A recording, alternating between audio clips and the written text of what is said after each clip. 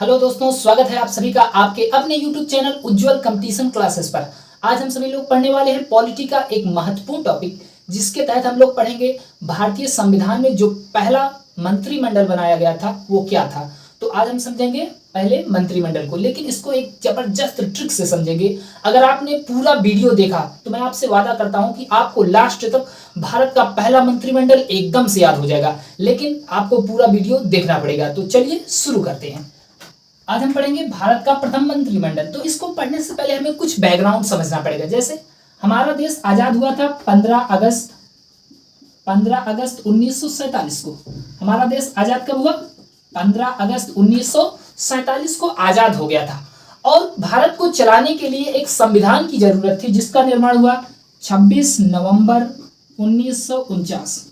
तो देश आजाद हो गया था 15 अगस्त 1947 को ही, लेकिन हमारा जो संविधान था वो कब बनकर तैयार हुआ? 26 नवंबर 1949 को। क्या हुआ? संविधान बनकर तैयार हुआ। संविधान तैयार हुआ, पूरी तरह से बनकर के तैयार हो गया था, लेकिन इस दिन संविधान को लागू नहीं किया गया था। आप समझ सकते हैं कि अगर कोई चीज तुरंत बनाई जाएगी तो ऐसा तो है नहीं कि तुरंत लागू कर दिया जाएगा। हालांकि इसके पीछे बहुत बड़ा कारण है।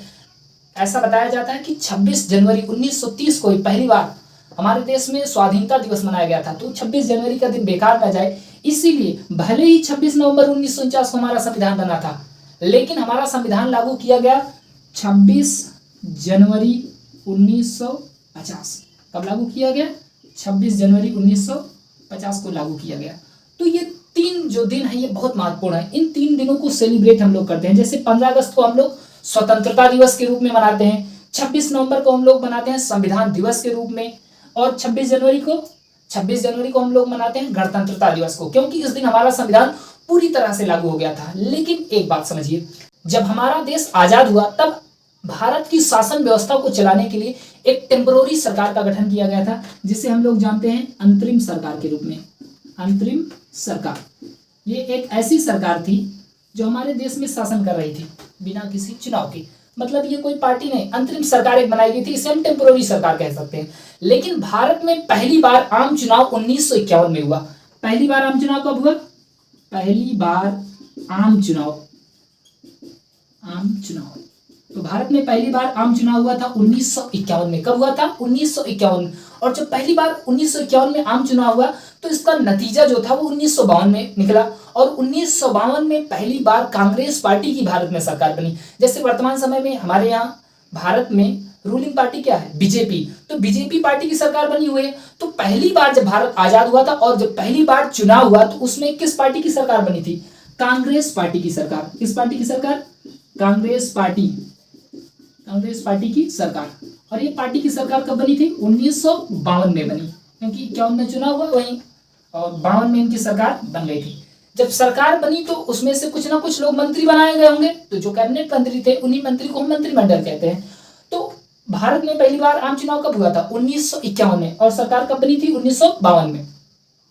और किस पार्टी की सरकार बनी थी? कांग्रेस पार्टी की। किस पार्टी की सरकार बनी थी? कांग्रेस पार्टी की सरकार बनी थी। कब? 1952। और यही कारण है कि कुछ लोग सोचते हैं कि डॉक्टर राजेंद्र प्रसाद जो हमारे राष्ट्रपति थे उनका कार्यकाल 12 वर्ष का कैसे होगा, क्योंकि 1950 से लोग जोड़ते हैं। भाई 1950 से नहीं जोड़ना, 1952 से जोड़ना। आप 1952 से 10 मतलब 2 टेन्योर जोड़ेंगे।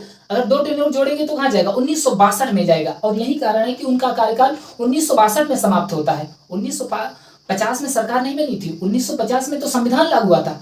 सरकार कब बनी थी? 1952 में। और 2 टेन्योर जोड़ेंगे तो 1962। तो 1952 में सरकार बन गई थी। किस पार्टी की? कांग्रेस पार्टी। और इसमें जो मंत्री बनाए गए थे उन मंत्रियों में से जो कैबिनेट मंत्री थे, हम यहाँ पर कैबिनेट मंत्री की चर्चा करने वाले हैं। तो क्या पढ़ेंगे? भारत का प्रथम मंत्रिमंडल, वो भी एकदम ट्रिक से। तो इसको हम पूरा याद कर लेंगे। चलिए इसको देखते हैं। भारत में जो पहले प्रधानमंत्री थे, शायद इनको सब जानते होंगे। भारत के पहले प्रधानमंत्री कौन थे? भारत के पहले प्रधानमंत्री थे पंडित जवाहरलाल नेहरू, पीटी नेहरू। तो पंडित जवाहरलाल नेहरू क्या थे? भारत के पहले प्रधानमंत्री थे। इसको शायद एक बच्चे को याद होगा। विदेश मंत्री तो याद करने का तरीका कि जो प्रधानमंत्री होते हैं अधिकतर विदेशों में दौरा कौन करते हैं? प्रधानमंत्री करते हैं। आप हमारे प्रधानमंत्री मोदी जी को देखिए, कहीं पर भी विदेश में जाना होता है तो कौन जाता है? प्रधानमंत्री जाते हैं कि नहीं? तो प्रधानमंत्री ही विदेश मंत्री भी था उस समय। कौन था? विदेश मंत्री। तो प्रधानमंत्री और विदेश मंत्री कौन थे? पंडित जवाहरलाल नेहरू, जिन्हें हम शॉर्टकट में पीटी नेहरू लिख सकते हैं।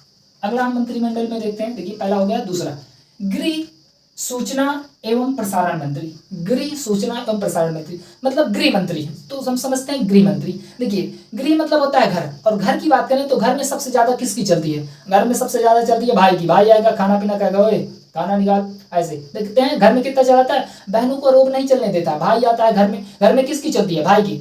एक चीज ध्यान दिए, ये जो हम पढ़ा रहे हैं ये सारी की सारी बातें काल्पनिक हैं, इसको वास्तविकता से जोड़ने की कोशिश मत कीजिएगा, नहीं तो मारपीट हो जाएगी। तो हम यहाँ पर सिर्फ आपको याद करने के मकसद से बता रहे हैं। तो गृह मतलब घर, या गृह में किसकी चलती है, भाई की चलती है। किसकी चलती है, भाई। तो भाई से हम याद कर लेंगे सरदार वल्लभ भाई पटेल, सरदार वल्लभ भाई पटेल।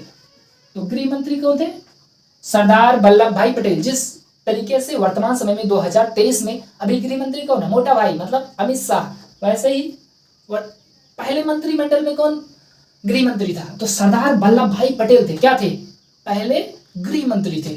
अगला देखते हैं रक्षा मंत्री। तो रक्षा मंत्री कौन थे, देखिए रक्षा मंत्री थे बलदेव सिंह। कौन थे, बलदेव सिंह, बलदेव सिंह। इनको याद कैसे करेंगे, देखिए रक्षा कौन कर सकता है, रक्षा वही कर सकता है जिसके अंदर बल हो। क्या हो, बल। तो इसको हम ऐसे रिलेट करेंगे, रक्षा कौन कर सकता है, जिसके अंदर बल होगा। कमजोर आदमी होगा तो रक्षा कैसे करेगा। तो याद करने का तरीका क्या है, रक्षा वही कर सकता है जिसके अंदर बल होगा। क्या होगा, बल। तो बल से याद कर लेंगे बलदेव सिंह, रक्षा मंत्री बलदेव सिंह। ठीक है। अगला शिक्षा मंत्री। तो शिक्षा मंत्री थे अबुल कलाम। कौन थे, अबुल कलाम। ये क्या थे, शिक्षा मंत्री थे। देखिए इसको याद करने का तरीका क्या हो सकता है, यहां पर लिखा गया शिक्षा, और शिक्षा हम किससे प्राप्त करते हैं, किताब और कलम से। तो कलम से याद कर लीजिएगा, कलम अबुल कलाम। शिक्षा, शिक्षा की जब भी बात आए तो आपको सोचना है कलम, और कलम से याद कर लेंगे अबुल कलाम। क्या याद करेंगे, अबुल कलाम। शिक्षा मंत्री कौन थे, अबुल कलाम थे। आपने शायद इसको नोट कर लिया होगा, तो मैं इसको इरेज कर दे रहा हूं, नहीं तो यहाँ पर मुझे लिखना पड़ेगा। देखिए क्योंकि हम इस चीजों को इसलिए बताते हैं, अगर आप बेसिक चीज नहीं समझे रहेंगे, जैसे मंत्रिमंडल तो हम पढ़ा ही देंगे, लेकिन अगर आप बेसिक चीजों को नहीं समझे रहेंगे तो शायद उससे ज्वाइंट ना हो पाए, इसलिए हमें समझना है।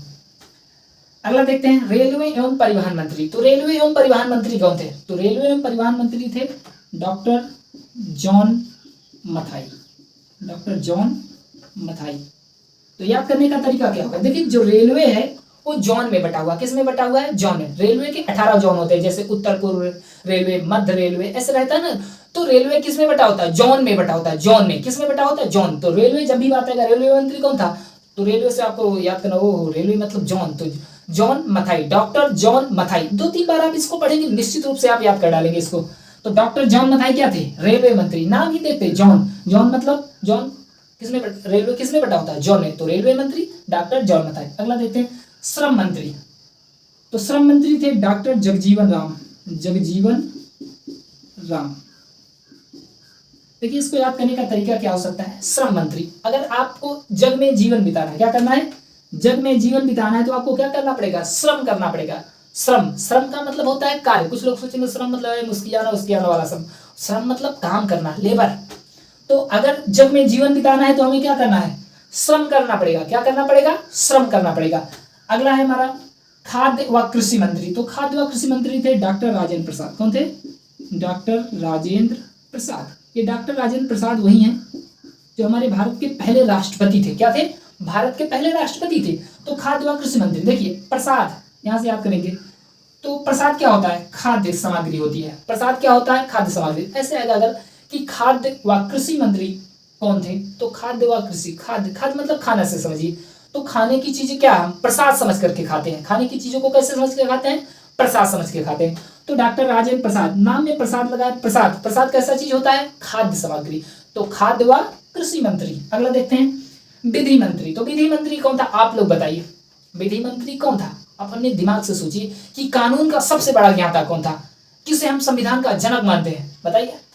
तो भीमराव अंबेडकर, बिल्कुल सही, भीमराव अंबेडकर, जिन्हें हम BR अंबेडकर भी कहते हैं, भीमराव अंबेडकर। भीमराव अंबेडकर जो थे ये विधि मंत्री थे। क्या थे, विधि मंत्री थे। और ये कांग्रेस पार्टी से नहीं थे, गैर कांग्रेसी थे।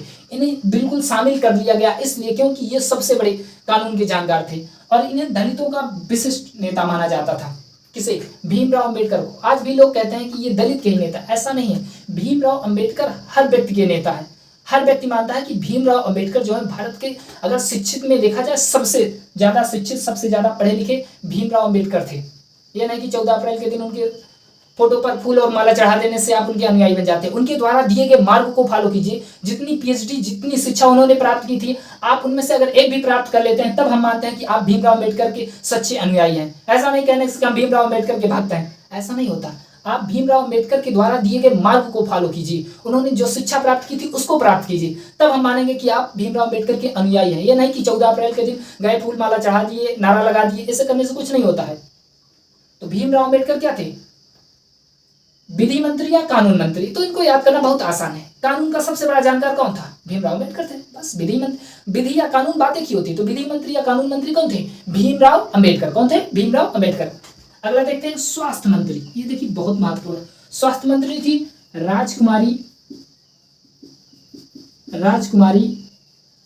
अमृता कौर। प्रथम मंत्रिमंडल की एकमात्र महिला, प्रथम मंत्रिमंडल की एकमात्र महिला, मतलब ये केवल एक ही महिला थी जो इस मंत्रिमंडल में शामिल थी, और बाकी जितने थे सब के सब क्या थे? पुरुष थे। केवल एकमात्र यही थी राजकुमारी अमृत कौर, ये महिला थी मंत्रिमंडल में। ऐसा क्वेश्चन पूछा गया है कि प्रथम मंत्रिमंडल में पहली महिला मंत्री, तो राजकुमारी अमृत कौर या अमृता कौर। तो इन्हें याद कैसे करेंगे? देखिए स्वास्थ्य, अगर आपको स्वस्थ होना है तो आप क्या कीजिए? अमृत घटक जाओ। क्या करो? अमृत घटक जाओ, और जैसे अमृत पी लोगे तब तो आप अमर हो गए हमेशा हमेशा के लिए, मतलब आपका स्वास्थ्य एकदम सही रहेगा। तो याद करेंगे कैसे? स्वास्थ्य मंत्री। स्वस्थ अगर रहना है तो दवा नहीं, अमृत पी लो। क्या पी लो? अमृत पी लो। तो अमृत से याद कर लेंगे राजकुमारी अमृत कौर। क्या याद करेंगे? राजकुमारी अमृत कौर। तो हमें स्वस्थ रहने के लिए क्या करना चाहिए? अमृत पी लेना चाहिए। ठीक है, अगला देखते हैं संचार मंत्री। संचार मंत्री थे रफी अहमद किदवई। कौन थे? रफी अहमद किदवई। तो इन्हें याद कैसे करेंगे? देखिए संचार का मतलब समझते होंगे, टेलीविजन पर संचार होता है, रेडियो पर संचार होता है, मोबाइल पर संचार होता है। तो पुराने समय में, मतलब पहले किसके गानों का संचार होता था? मोहम्मद रफी के गानों का। किसके गानों का संचार होता था? मोहम्मद रफी के गानों का संचार होता था। तो याद करने का तरीका यही है कि याद करेंगे पहले संचार किसके गानों का होता था? मोहम्मद रफी, और रफी से याद कर लेंगे रफी अहमद किदवई। क्या याद करेंगे? रफी अहमद किदवई। तो संचार मंत्री कौन थे? रफी अहमद किदवई। अगला देखते हैं, अगला है हमारा वाणिज्य मंत्री। वाणिज्य मंत्री कौन थे? तो वाणिज्य मंत्री थे C.H. भाभा। कौन थे? C.H. भाभा। देखिए याद कैसे करेंगे? वाणिज्य को इंग्लिश में कहते हैं कॉमर्स। क्या कहते हैं? कॉमर्स। और इसकी स्पेलिंग शुरू होगी CH से, तो C.H. भाभा। क्या याद करेंगे? C.H. भाभा। वाणिज्य मंत्री कौन थे? C.H. भाभा थे। अगला देखते हैं वित्त मंत्री। तो वित्त मंत्री थे षणमुखम चट्टी। कहीं कहीं चट्टी मिलेगा, कहीं कहीं सट्टी मिलेगा। तो वित्त मंत्री कौन थे? षणमुखम चट्टी या सट्टी भी लिख देते हैं। तो वित्त मतलब क्या होता है? पैसा। वित्त मतलब क्या होता है? पैसा होता है। और जिसके पास बहुत ज्यादा वित्त हो जाएगा, वो क्या बन जाएगा? सेठ जी बन जाएगा। क्या बन जाएगा? सेठ जी बन जाएगा। षणमुखम सेठ जी, ऐसे याद करेंगे। क्या याद करेंगे? षणमुखम सेठ जी। और सेठ जी नहीं बोल के क्या बोल देंगे? सेठी। षणमुखम सेठी, RK षणमुखम सेठी। तो वित्त मंत्री कौन थे? षणमुखम सेठी। तो याद करने का तरीका क्या होगा? वित्त जिसके पास ज्यादा होगा वो क्या बन जाएगा? सेठ बन जाएगा। क्या बन जाएगा? सेठ। तो षणमुखम सेठी। अगला देखते हैं उद्योग एवं आपूर्ति मंत्री। तो उद्योग एवं आपूर्ति मंत्री थे श्याम प्रसाद। कौन थे? श्याम प्रसाद।